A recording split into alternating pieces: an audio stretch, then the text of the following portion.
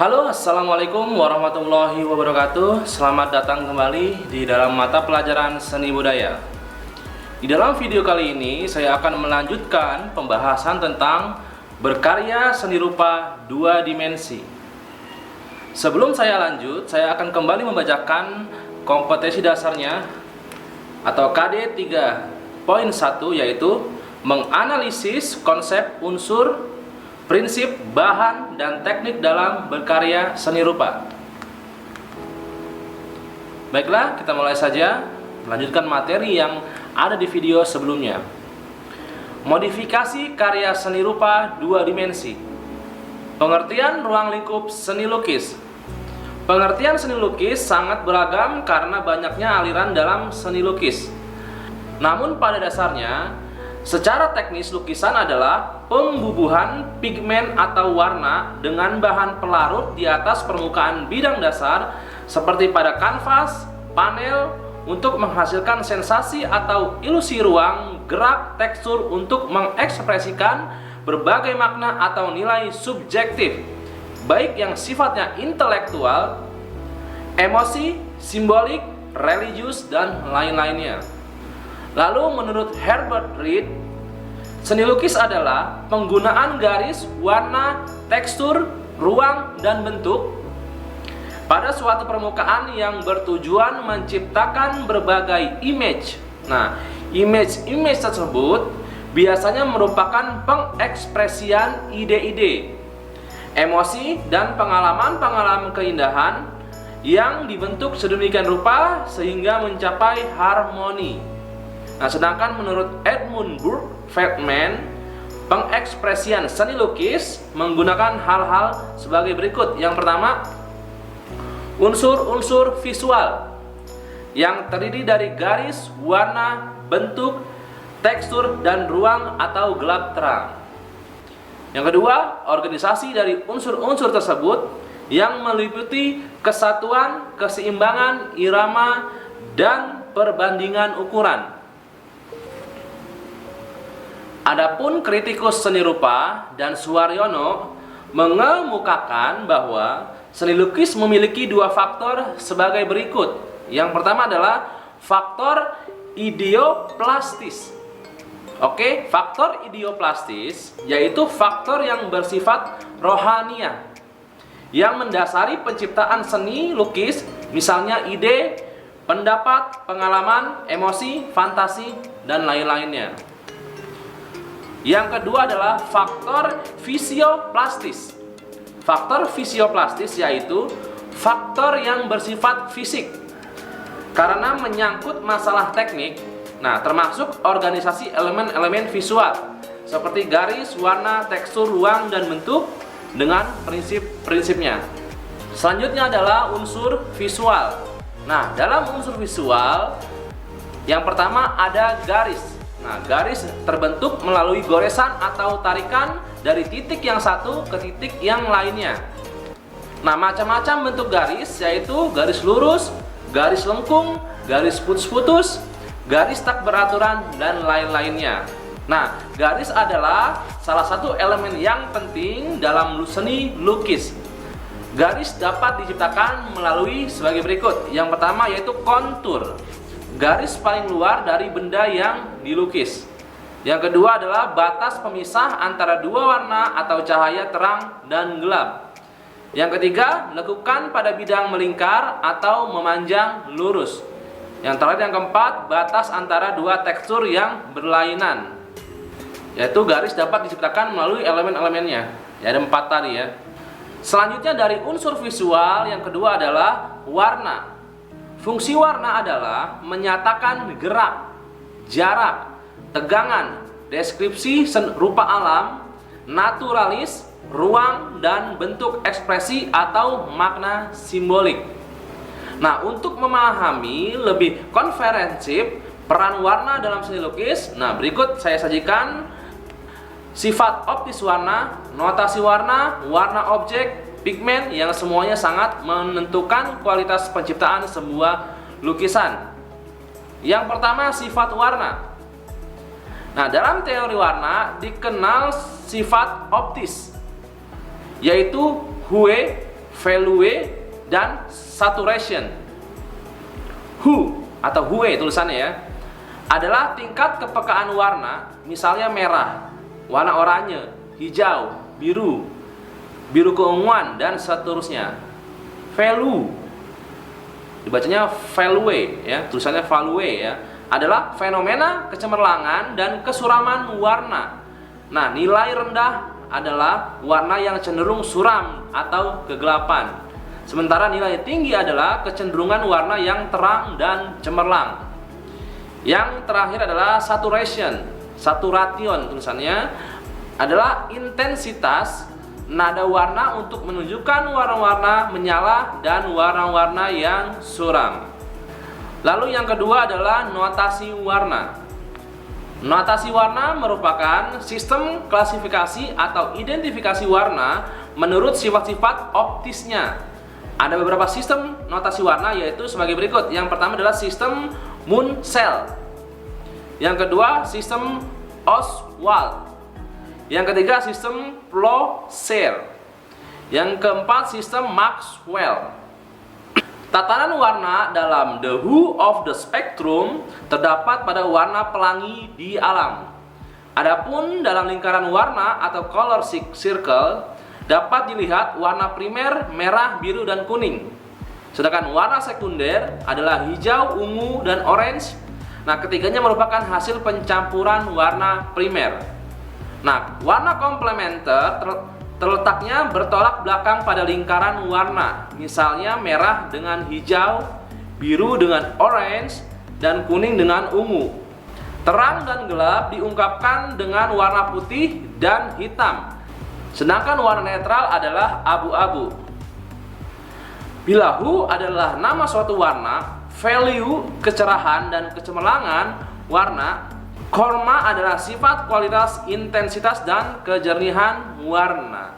Selanjutnya yang ketiga adalah warna-warna antara. Nah, warna-warna antara atau intermediate color. Di antaranya adalah orange, merah, ungu, biru ungu, hijau biru, kuning hijau, dan orange kuning. Yang keempat adalah warna hangat dan warna sejuk. Warna yang memberikan efek kehangatan adalah merah, orange, dan kuning. Sementara warna hijau dan biru memberikan efek yang menyejukkan.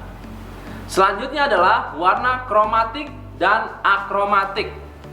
Warna akromatik adalah terdiri dari warna hitam, putih, dan abu-abu. Selebihnya termasuk warna akromatik seperti merah, biru, kuning, hijau, orange, dan seterusnya.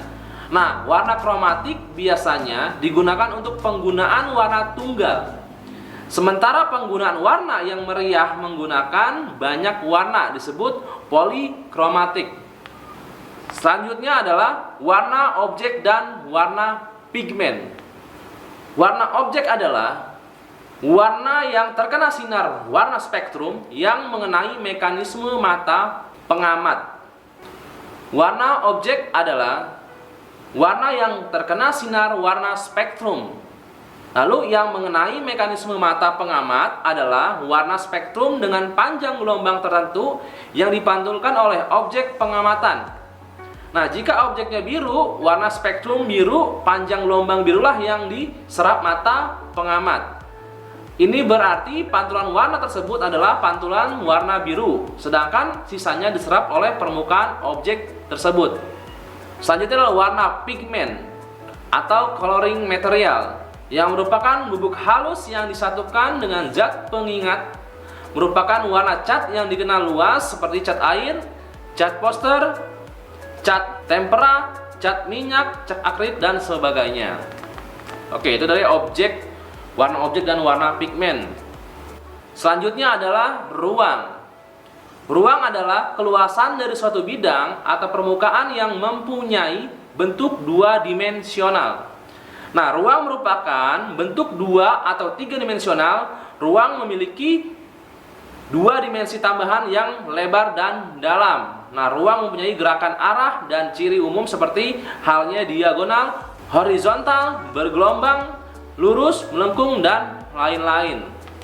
Selanjutnya adalah tekstur. Nah, tekstur merupakan suatu benda Ada yang halus dan ada yang kasar. Nah, tekstur kasar misalnya terdapat pada batang kayu, daun, dan batu. Tekstur halus misalnya kaca, plastik, dan kertas. Dan tekstur bisa mengesankan bobot ringan dari berat.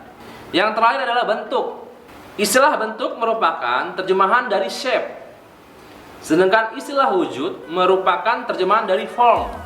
Bentuk biasanya diartikan sebagai aspek visual, bagian-bagian yang bergabung menjadi satu yang disebut rupa atau wujud.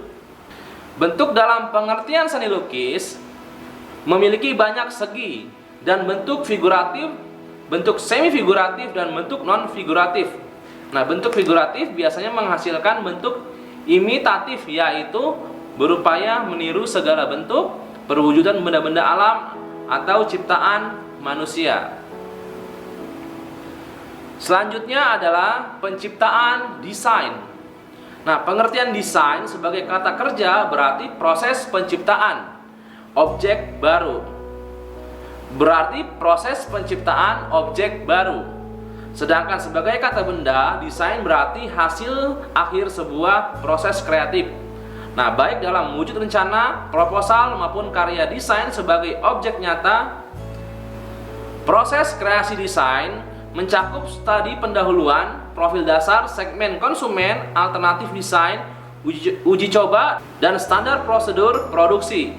Pada tahap studi pendahuluan, desainer mengkaji tren produk sejenis, aspek bahan baku, teknik dan proses kreasi, susunan rupa, gaya dan fungsi, serta harga dari jenis desain yang akan diciptakan. Lalu adapun uji coba merupakan upaya mendeteksi sejauh mana alternatif desain awal telah memenuhi kriteria standar desain. Nah, kesimpulan dari hasil analisis dan evaluasi yang dilakukan dipergunakan untuk memperbaiki desain awal sehingga diperoleh karya desain yang representatif dan memuaskan. Penciptaan desain bisa atas dasar pesanan atau untuk ditawarkan kepada masyarakat yang menjadi segmen pasar. Oke, selanjutnya adalah prinsip desain. Nah, dalam proses kreasi, desainer biasanya memerlukan pengetahuan dasar tentang keselarasan, kesebandingan, irama, keseimbangan, dan penekanan. Oke? Yang pertama adalah keselarasan atau harmoni. Keselarasan adalah keteraturan dan keseimbangan tatanan di antara bagian-bagian desain sehingga menjadi satu kesatuan yang padu dan utuh serta saling mengisi. Yang kedua adalah kesebandingan atau proportion. Proporsi adalah perbandingan ukuran yang ideal atau tidak timpang atau janggal baik segi bentuk maupun warna dari objek, baik menurut kenyataan maupun perasaan. Yang ketiga adalah irama, ritme.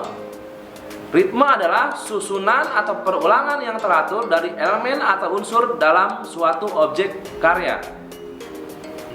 Susunan gerak ritme didapat dengan cara berikut. Yang pertama, ritme repetisi murni, yaitu melalui pengulangan unsur yang sama. Yang kedua adalah ritme repetisi alternatif atau variasi. Nah, ini melalui perulangan yang diberi alternatif variasi. Yang ketiga, ritme progresi atau gradasi, yaitu melalui variasi perubahan komposisi, ukuran, atau warna unsur secara bertahap. Yang terakhir adalah ritme mengalir melalui gerak berkelanjutan. Oke, selanjutnya adalah keseimbangan atau balance. Nah, balance adalah stabilitas atau kesan adanya daya tarik yang sama antar bagian tanpa meniadakan aksentuasi atau klimaks yang menjadi pusat perhatian. Nah, keseimbangan dibagi menjadi sebagai berikut. Yang pertama adalah keseimbangan sentral atau radial. Keseimbangan sentral atau radial yaitu melalui unsur yang relatif sama dari pusat hingga ke seluruh tepi. Oke. Yang kedua, keseimbangan simetris atau formal, yaitu melalui unsur yang relatif sama dari pusat hingga sisi atau kiri dengan kanan, atas dengan bawah. Yang ketiga, keseimbangan asimetris atau informal, Nah, yaitu melalui penempatan unsur yang berbeda dengan komposisi vertikal, diagonal, horizontal, dan kombinasi. Yang terakhir adalah keseimbangan kontras. Nah, yaitu melalui penyatuan dua hal yang berbeda, baik bentuk, ukuran, maupun warna yang menghindari kesan yang monoton. Oke, yang terakhir saya akan bahas adalah penekanan atau empasis. Nah, dalam penyajian desain perlu adanya penentu faktor utama yang ditonjolkan karena kepentingannya. Ada dua faktor pendukung gagasan yang penyajiannya tidak perlu mengundang perhatian. Meski kehadirannya dalam keseluruhan desain tetap penting, nah prinsip penekanan dapat dilakukan dengan distorsi, ukuran, bentuk, irama, arah, warna kertas, dan lain-lainnya. Oke, setelah kalian mempelajari materi yang saya sampaikan ini, nah kalian akan mudah membuat sebuah karya dua dimensi hasil modifikasi. Nah, modifikasi dapat diartikan sebagai suatu proses pengubahan sebagian bentuk atau model benda. Nah, baik bahan, teknik, bentuk yang diinginkan penciptanya tetapi masih mempertahankan bentuk aslinya. Nah, modifikasi dapat juga berarti mengubah bentuk dari karya yang kurang menarik menjadi lebih menarik tanpa menghilangkan fungsi aslinya. Selanjutnya, dalam seni lukis, modifikasi dapat melalui penentuan bentuk objek, pewarnaan, dan teknik yang digunakan. Nah, dalam penciptaannya, unsur ekspresi pelukis sangat dominan. Lalu, objek dalam menggambar adalah sesuatu atau benda yang digunakan oleh pelukis sebagai contoh atau model lukisan. Walaupun banyak pelukis beraktivitas hanya mengandalkan imajinasi saat menggambar, banyak juga pelukis yang menggambar menggunakan objek. Nah, objek yang tidak akan pernah habis untuk digambar adalah alam semesta. Kekayaan flora, fauna, dan juga alam benda merupakan objek yang dapat kita gambar. Nah, keindahan flora dan fauna dan juga alam benda merupakan sumber inspirasi dan eksplorasi yang tak terbatas dalam menggambar. Oleh karena itu, memungkinkan pelukis secara leluasa dalam memodifikasi objek lukisannya.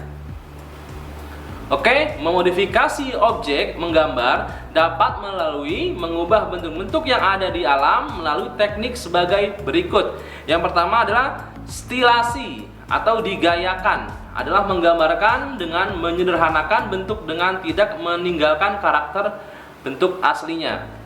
Selanjutnya, distorsi adalah menggambar dengan melebih-lebihkan atau menonjolkan bentuk-bentuk aslinya. Yang terakhir, deformasi adalah menggambarkan bentuk dengan analitis, memisahkan unsur-unsur dengan tidak meninggalkan komposisi. Oke, berakhirlah sudah materi yang saya sampaikan kali ini dalam materi berkarya seni rupa dua dimensi. Oke, dalam mempelajari atau memperdalam dalam materi seni rupa dua dimensi kali ini, tugas kalian adalah yang pertama, carilah ya sebuah lukisan yang ada di sekitar kamu ya, entah di rumah atau dimanapun itu, atau di galeri atau di mana itu, terserah kalian. Nah, yang kedua adalah kalian analisis bahan dan teknik yang digunakan dalam karya seni rupa tersebut.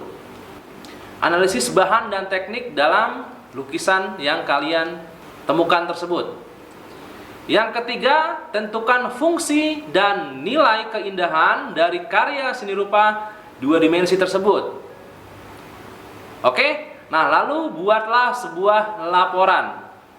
Nah, nanti laporannya bisa dalam berbentuk PPT ya, dalam PowerPoint tentang lukisan yang kamu kerjakan. Oke, itu saja untuk tugas kalian agar lebih memperdalam dalam materi seni rupa dua dimensi. Oke, saya akhiri video kali ini. Semoga bermanfaat dan sampai ketemu di video saya selanjutnya. Assalamualaikum warahmatullahi wabarakatuh.